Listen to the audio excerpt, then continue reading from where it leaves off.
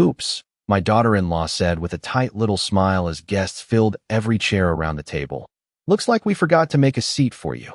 My grandson's 8th birthday party had already started when I arrived at Ryan's house that Saturday afternoon, carrying a large gift bag in one hand and Noah's favorite homemade apple pie in the other.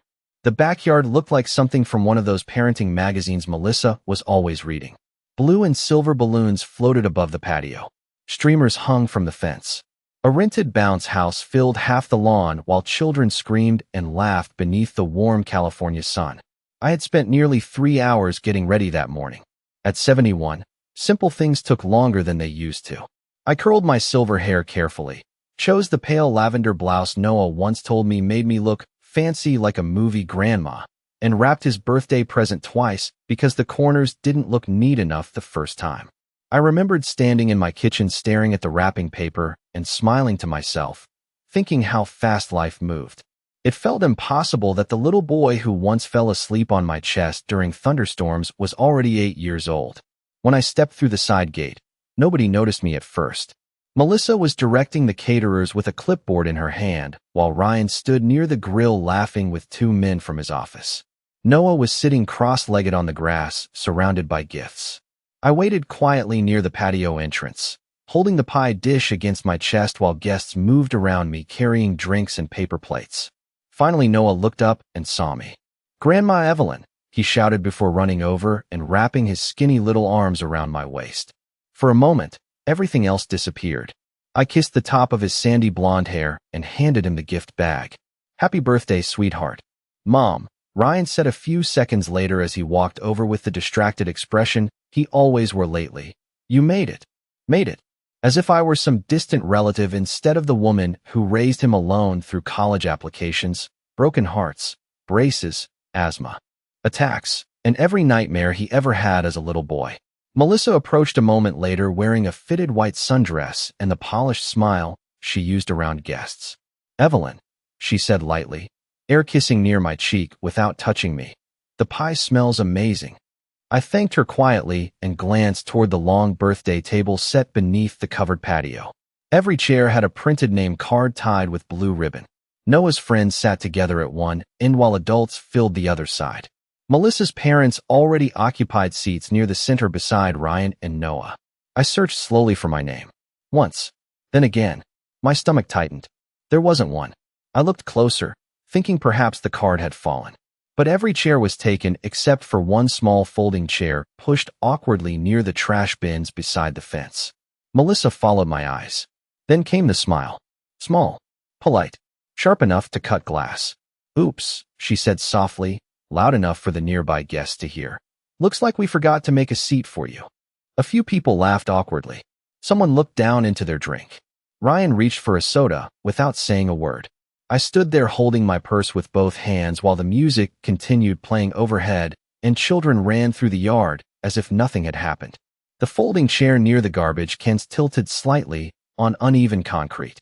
For one terrible second, I actually considered sitting there. Melissa adjusted the stack of paper plates and turned away almost immediately, already calling instructions to the catering staff. Ryan still wouldn't look directly at me. And that was the moment I realized something colder than loneliness. This hadn't been an accident.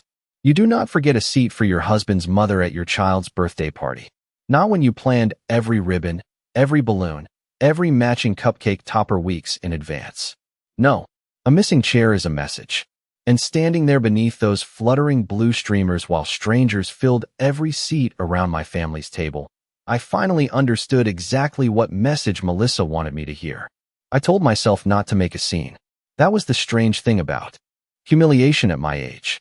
You learn how to fold it neatly inside yourself while everyone around you keeps eating cake and pretending nothing happened. I picked up the folding chair myself and carried it closer to the patio table, careful not to scrape the concrete too loudly. Nobody offered to help.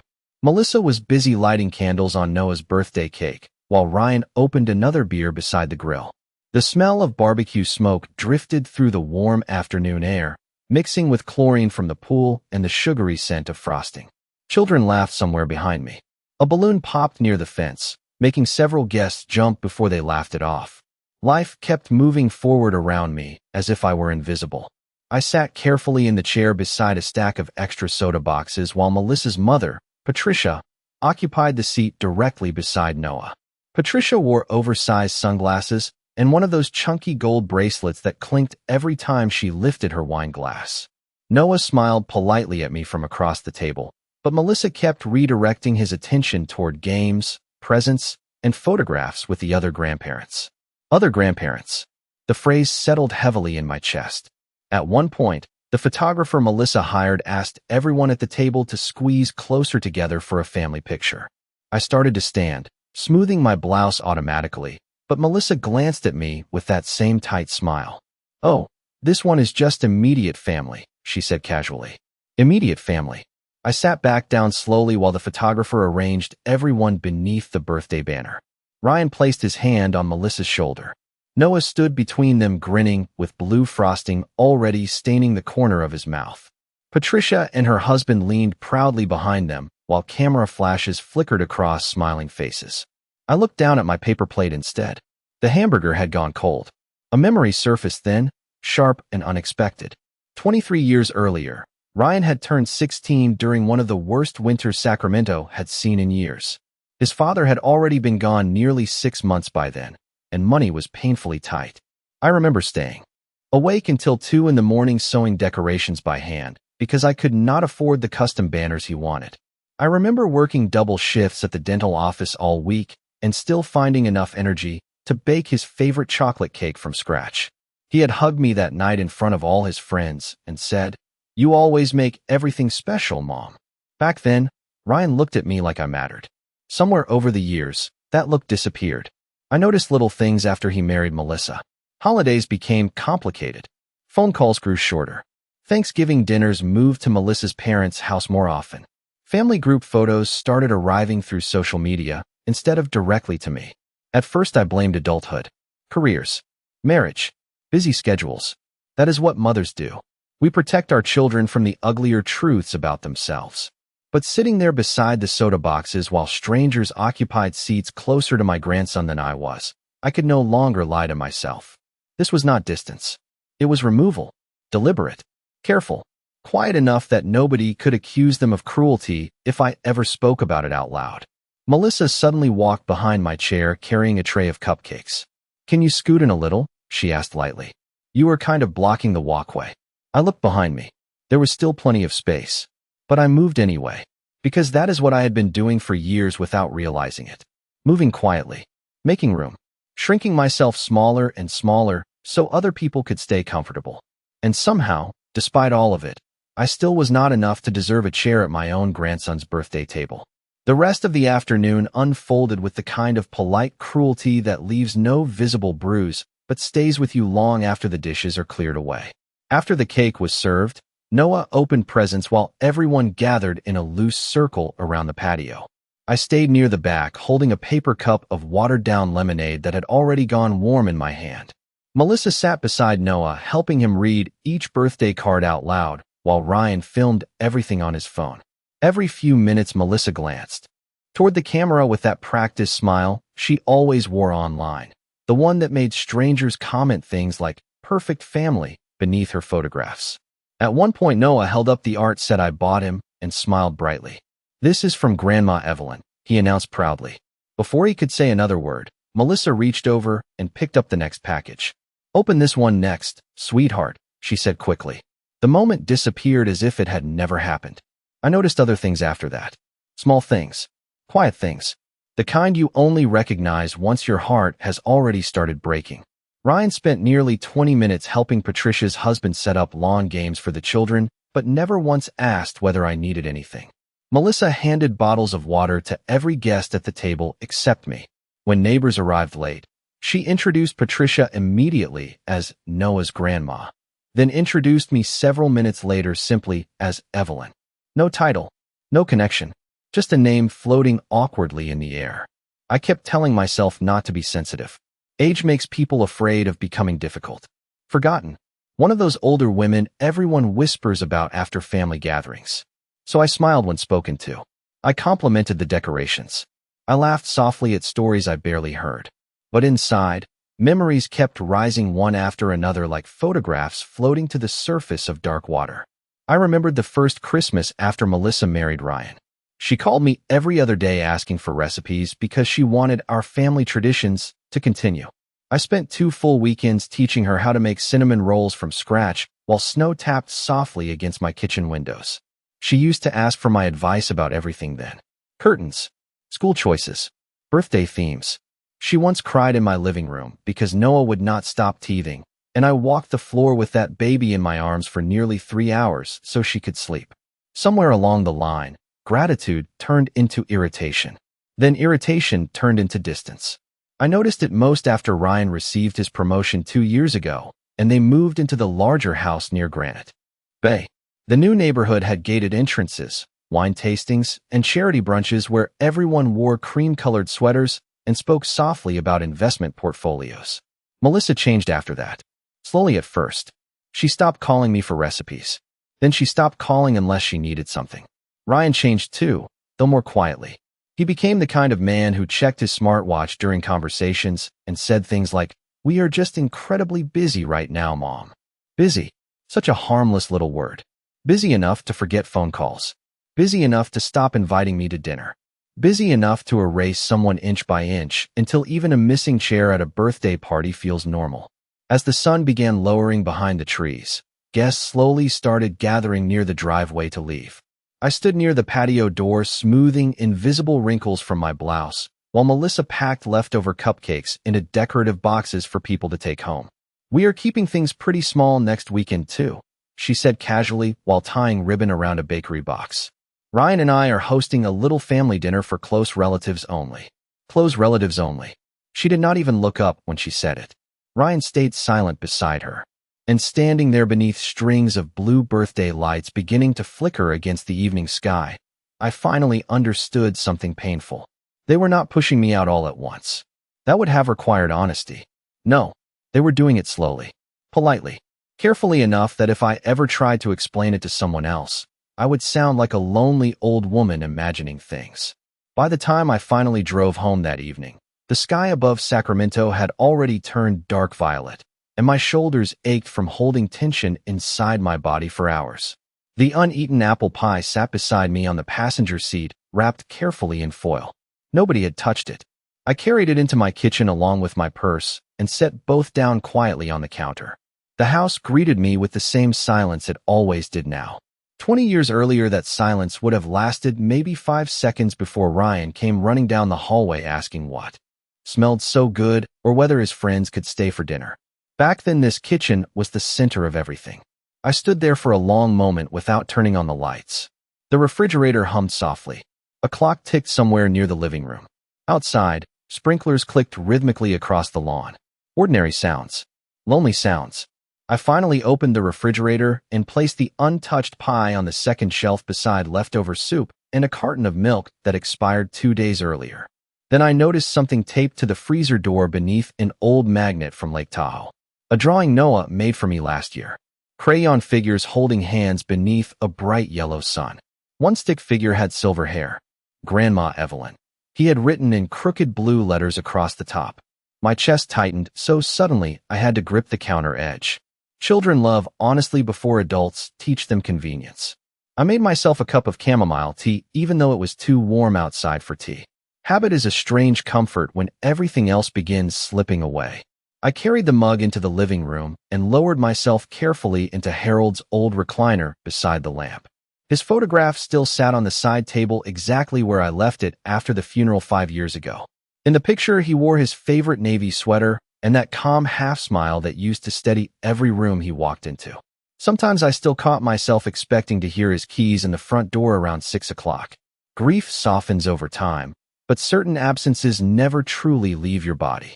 I stared at his photograph and thought about the first birthday party we ever threw for Ryan. We could barely afford groceries then. Harold had borrowed folding tables from church while I baked cupcakes through the night in our tiny apartment kitchen. Ryan was turning 6 and wanted a dinosaur party more than anything. We painted cardboard decorations by hand because store-bought ones cost too much.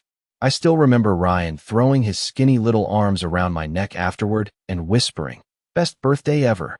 For years afterward, Every family gathering happened in our home. Christmas mornings, graduation, dinners, Easter brunches, Noah's first birthday. I cooked. Harold grilled hamburgers in the backyard. Ryan used to tell people, "My parents make everyone feel welcome." Welcome. The word echoed bitterly in my mind now. Around 9:30, my phone buzzed softly against the coffee table. I glanced down expecting perhaps a message from Ryan apologizing for how awkward things felt earlier. Instead, it was a social media notification. Melissa had already uploaded photos from the party. I should not have opened them. But loneliness makes people do foolish things. Picture after picture filled the screen. Noah blowing out candles. Ryan smiling beside the grill. Melissa hugging Patricia while guests laughed around them. Family photos beneath the blue decorations. In every single image, I was either cropped out completely or barely visible somewhere in the background holding a paper plate or standing alone near the fence. One caption beneath a group photo read, "Perfect day with the people who matter most." I read the sentence 3 times. Then I quietly set the phone face down on the table. The room suddenly felt colder than before. Not because of what Melissa posted. That part no longer surprised me. No, what hurt most was realizing Ryan saw those photos too. He saw the missing chair, the cropped pictures, the captions, and he said nothing. Absolutely nothing. I leaned back into Harold's chair and closed my eyes, remembering something he once told me years ago after a difficult season with his own brother. People do not reveal who they are all at once, Evelyn. Usually they reveal themselves slowly, piece by piece, until one day you realize you have been looking at the truth the whole time. Sitting there alone beneath the soft yellow lamplight, I finally understood what Harold meant. The following Tuesday afternoon, I drove across town to the small garden center near Fair Oaks where I used to buy tomato plants with Harold every spring. I did not really need anything there. The truth was I simply could not bear another silent afternoon inside the house, staring at old photographs and untouched rooms. Retirement changes the shape of your days in strange ways. Time stretches. Memories grow louder. I wandered slowly through rows of flowers while warm air carried the scent of soil and lavender around me. Elderly couples pushed carts together beneath shaded awnings. A young mother knelt beside her little girl explaining the difference between tulips and daisies. Life moved gently there. Predictably. I almost felt calm again until I heard someone call my name from behind the hydrangeas. Evelyn Carter. I turned and immediately recognized Linda Brooks, standing beside a rack of hanging ferns. Linda and her husband lived 2 streets away from us years ago before Harold passed. We used to host neighborhood cookouts together every 4th of July. Time had softened her features and turned her hair completely white, but her eyes remained sharp as ever. "Well," she said warmly as she stepped closer, "look at you." We hugged lightly, and for the first time in weeks I felt something loosen inside my chest. Real kindness has a way of surprising you after prolonged coldness. Linda insisted we sit together at the small outdoor cafe beside the nursery. We ordered iced tea and settled beneath a striped umbrella while bees drifted lazily around nearby flowers. At first we spoke about ordinary things. Her arthritis, my rose bushes, the unbearable California summers lately. But eventually her expression shifted slightly. Careful, thoughtful. "I saw the birthday photos online," she said quietly. My fingers tightened around the condensation on my glass. "Melissa certainly knows how to throw a party." I forced a small smile. Linda did not return it. "Evelyn," she said gently, "why were you sitting beside the garbage bins?" The question landed harder than I expected. Because that was the thing about humiliation. You can survive it while it happens. It is only later, when someone kind notices, that the pain fully reaches you. I looked down at the tablecloth for a long moment before answering. Apparently, they forgot my seat. Linda stared at me silently. Then she let out a slow breath through her nose. "No," she said softly. "People forget napkins. They do not forget a grandmother." Her words sat heavily between us. I felt my throat tighten. Unexpectedly. Not from anger. From relief. Relief that someone else finally saw it too. I had spent so much time convincing myself I was imagining things that hearing another person confirm the truth almost made me dizzy. Linda stirred her iced tea thoughtfully before speaking again. "You know, Melissa's mother was bragging at church last month about Ryan and Melissa looking into vacation properties." I frowned slightly. Vacation properties? Lake houses. Investment homes. Something expensive. She paused carefully.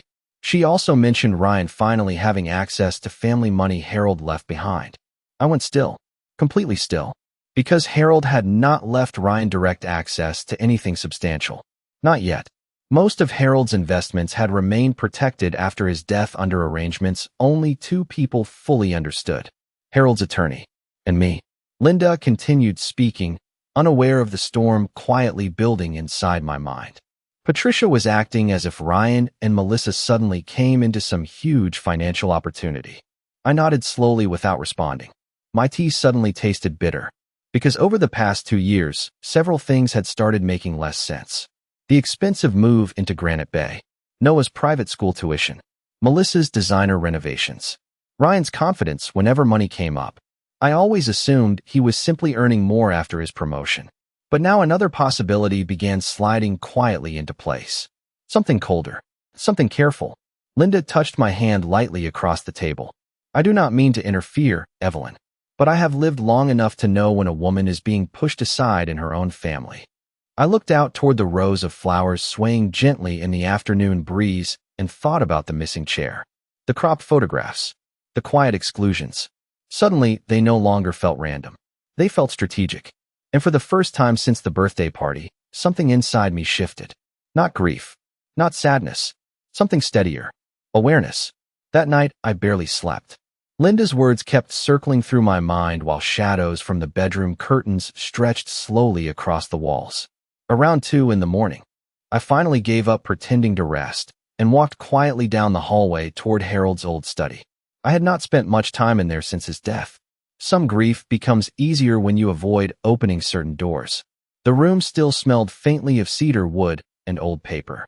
Harold's leather chair remained tucked neatly beneath the desk exactly where he left it. Even after 5 years, I could still picture him sitting there late at night wearing reading glasses low on his nose while balancing spreadsheets by hand, because he never trusted financial software completely. Always keep records, Evelyn, he used to say. Paper trails tell the truth long after people stop doing it. I switched on the desk lamp, and warm yellow light filled the quiet room. For a few moments, I simply stood there looking at the filing cabinet beside the bookshelf. Then I pulled open the bottom drawer. Inside sat rows of carefully labeled folders organized in Harold's precise handwriting. Taxes, insurance, property records, investment accounts, trust agreements. My fingers paused when I spotted a thick navy folder labeled Family Estate Structure. I carried it slowly to the desk and sat down. The clock on the wall ticked softly while I opened the folder for the first time in years. Harold and I had spent months arranging everything after his cancer diagnosis. At the time, Ryan was overwhelmed with work and Noah was still very young. Harold worried constantly about protecting the family long-term. Money changes people, he once told me quietly after one difficult conversation with Melissa, especially people who start believing they deserve things they did not build. I remember defending her back then. I thought Harold was being overly cautious. Sitting there beneath the dim desk lamp, I realized he had seen things long before I did. Page after page revealed the structure Harold designed before he died. The investment accounts funding Noah's future education. The protected property shares connected to Ryan's home. The private trust designed to support future family expenses. Everything flowed through one central authority. Me. Not Ryan. Not Melissa. Me. My hands went cold as I kept reading. Ryan did not directly own nearly as much as he apparently believed. Harold intentionally arranged it that way until Noah turned 25. Certain funds could be accessed gradually for approved family support, but major control remained protected under my oversight. I suddenly understood why Melissa had become so confident lately. She must have assumed Ryan already controlled everything after Harold's death. Or worse, perhaps she believed I was too old, too lonely, too distracted to notice what was happening around me. Then I found another document folded carefully near the back of the folder. A legal amendment dated 6 months before Harold died. I unfolded it slowly. The language was formal, but the meaning became painfully clear almost immediately. If any beneficiary attempted to isolate, manipulate, or pressure the surviving trustee through intimidation, exclusion, or coercive family behavior, discretionary distributions could be suspended indefinitely pending legal review. I stared at the sentence for a very long time. Exclusion. Such a clean word for something that leaves a person feeling erased. Suddenly, dozens of moments rearranged themselves inside my mind. Melissa discouraging me from attending certain dinners because space was limited. Ryan suggesting maybe I should downsize soon. Patricia making comments about older people needing simpler lifestyles. The missing chair. None of it was random. They were slowly preparing the ground beneath my feet, assuming I no longer understood the value of what I stood on. A strange calm settled over me then. Not anger. Anger burns too quickly. This felt colder, clearer. I carefully returned every document to the folder exactly as I found it before locking the cabinet once more. Then I sat quietly in Harold's chair with my hands folded in my lap. Outside the study window, early morning light had just begun softening the dark sky above the trees. Somewhere down the street, a dog barked once before silence returned. For the first time since Noah's birthday party, I no longer felt confused. Hurt, yes, but not confused, because the truth finally stood fully visible in front of me. They thought I was becoming smaller, easier to move aside, easier to forget. What they did not understand was that the foundation beneath their entire comfortable life still quietly rested in my hands. 3 days later, Ryan called me for the first time in nearly 2 weeks. His voice sounded unusually cheerful, the way people sound when they are carefully leading towards something they rehearsed beforehand. "Hey, Mom," he said warmly. "Melissa and I are putting together a little brunch this Sunday. Just close family. We would really love for you to come." I stood in my kitchen holding the cordless phone while morning sunlight spilled across the counter.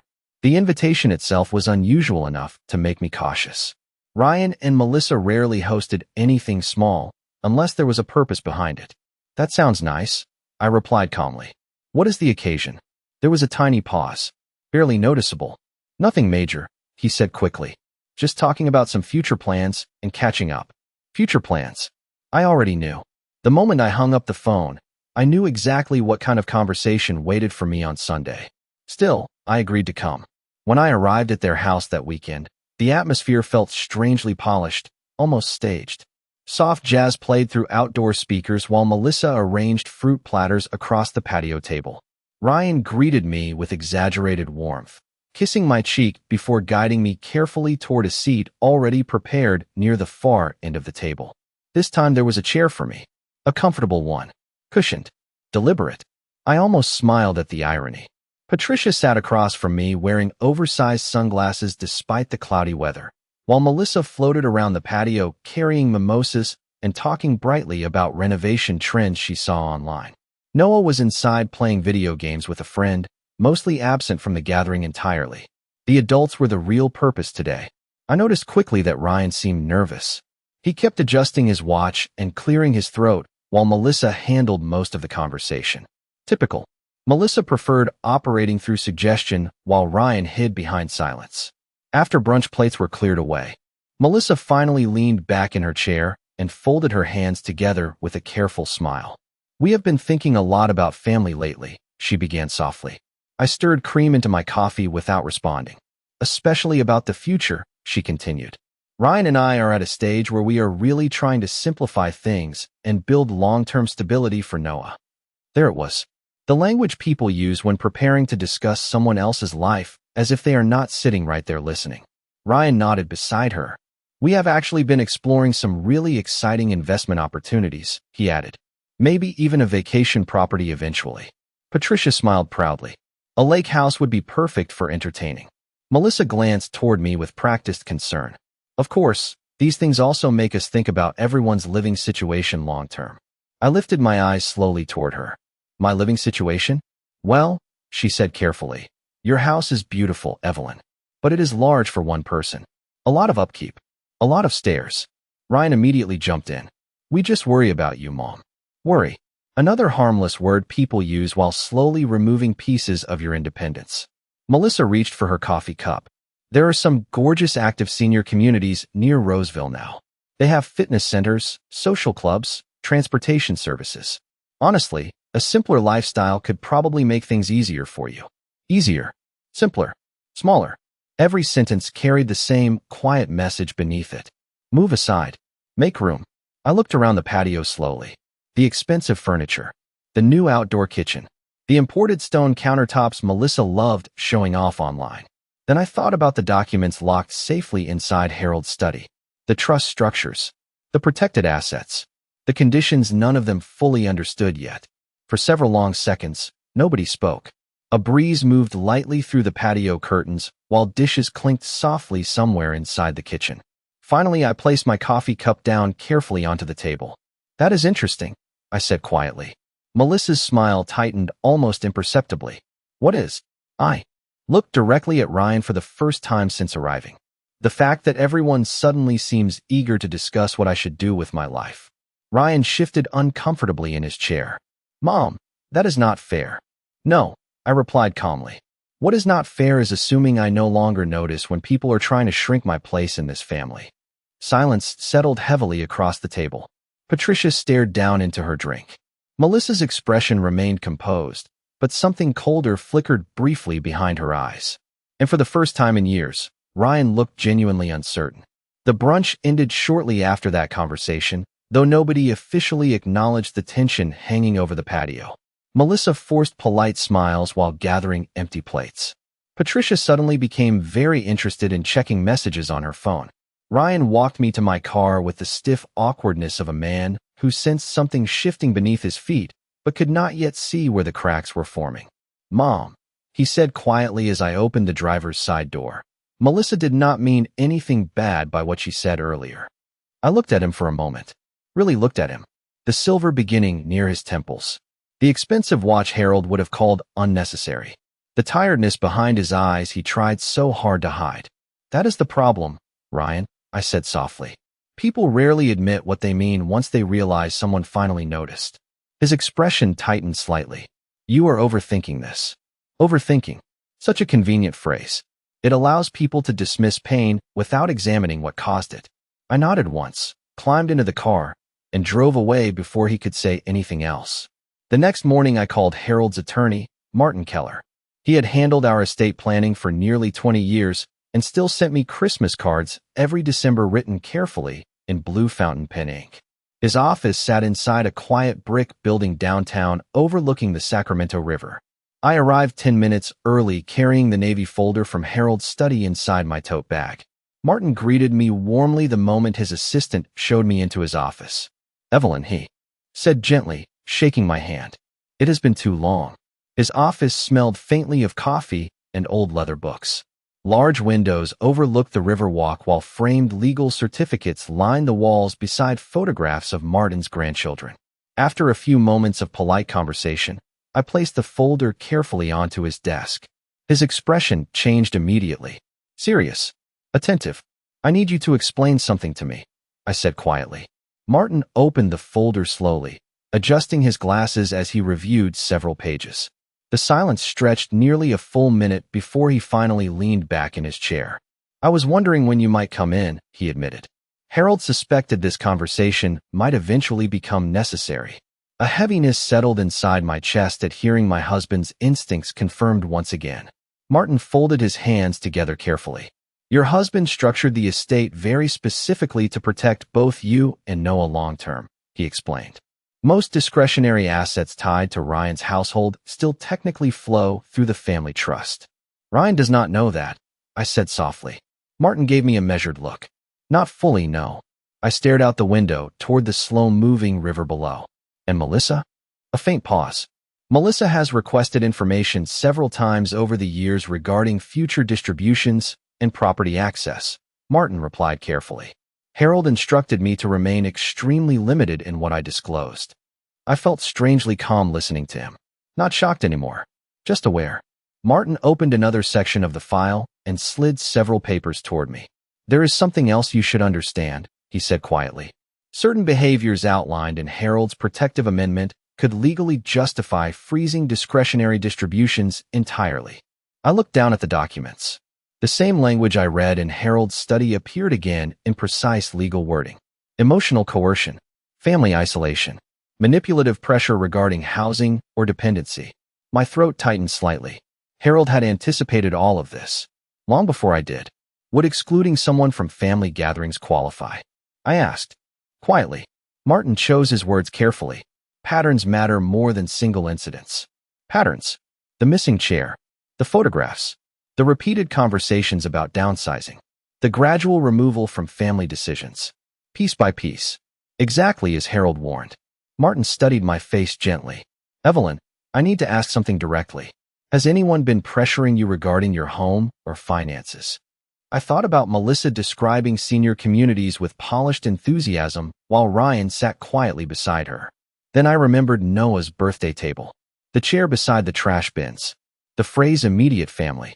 I lifted my eyes toward Martin. Not directly, I answered softly. Not yet. He nodded slowly, as if that answer told him far more than the words themselves. Before I left his office, Martin handed me a thin cream-colored envelope sealed neatly with the trust's official letterhead. Keep this somewhere safe, he said. You may decide you never need it.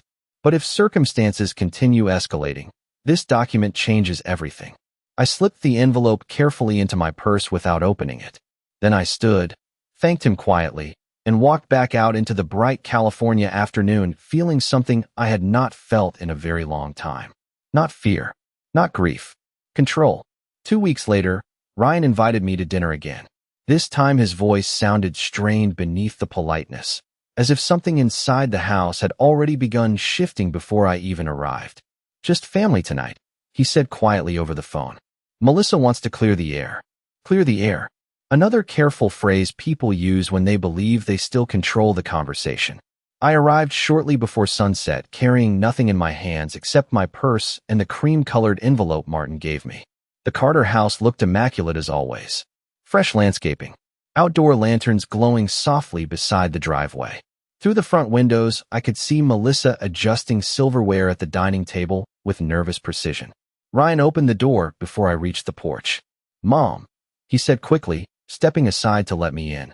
His smile looked tired now. Forced. Inside, the atmosphere felt unusually quiet.